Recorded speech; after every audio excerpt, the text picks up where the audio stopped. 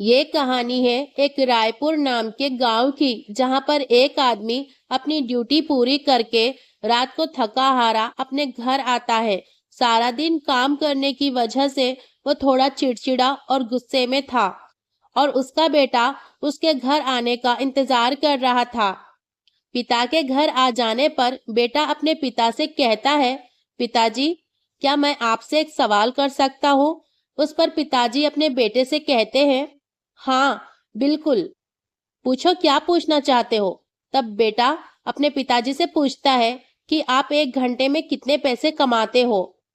उस लड़के के पिताजी ये सुनकर अटपटा जाते हैं और अपने बेटे से पूछते हैं, बेटा, ये तुम्हारा व्यापार नहीं है और अभी तुम्हारी उम्र नहीं हुई है ये सब जानने की, तो तुम ऐसा सवाल क्यों पूछ रहे हो? इस पर बेटा कहता है, पिताजी, मैं जानना चाहता हूँ। बताइए ना पिताजी, आप एक घंटे में कितने पैसे कमाते हो?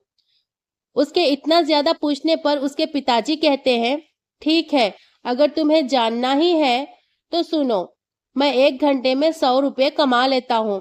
ये सुनकर बेटे का मुंह उतर जाता है और उतरे हुए मुंह से धीमी आवाज में बेटा कहता है, अच्छा, और इतना कहकर अपना सर नीचे झुका लेता है और फिर अपने पिता से पूछता है, पिताजी, क्या मैं आपसे 50 रुपए उधार ले सकता हूँ?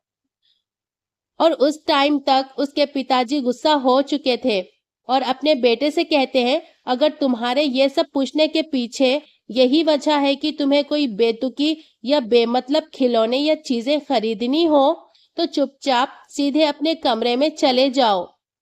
बेटा अपने पिताजी से बिना कुछ बोले चुपचाप सीधे सीधे अपने कमरे में चला जाता है और दरवाजा बंद कर देता है।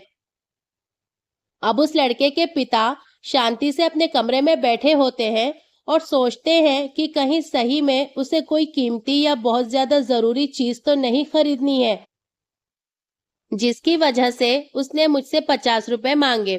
फिर तभी उसके पिता अपने बेटे के रूम में जाते हैं और नम्रता से अपने बेटे से पूछते हैं, बेटा, क्या तुम सो गए हो? बेटे ने जवाब दिया, नहीं पिताजी।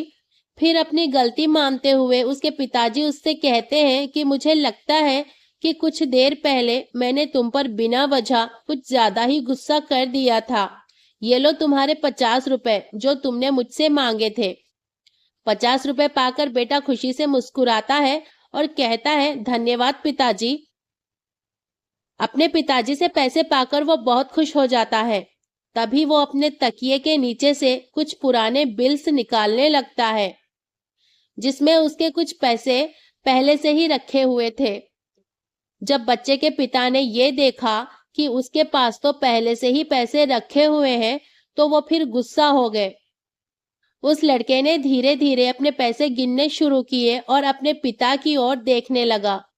तभी पिता ने अपने बेटे से गुस्से से पूछा कि तुम्हारे पास तो पहले से ही कुछ पैसे रखे हुए थे, तो फिर तुम्हें और पैसों की क्यों जरूरत पड़ गई थी?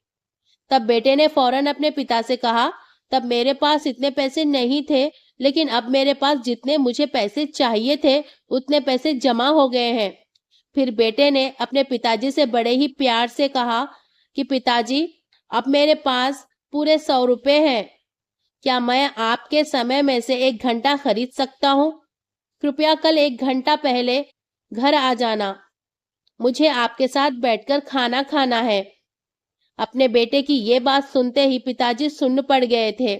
उन्होंने फौरन अपने बेटे को अपने गले से लगा लिया और अपनी गलतियों के लिए अपने बेटे से माफी भी मांगी।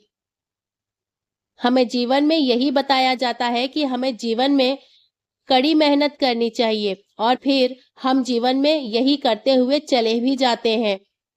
लेकिन जीवन में उन लोगों को टाइम देना भी बहुत ज्यादा जरूरी होता है जो हमारे जीवन में बहुत ज्यादा मायने रखते हैं।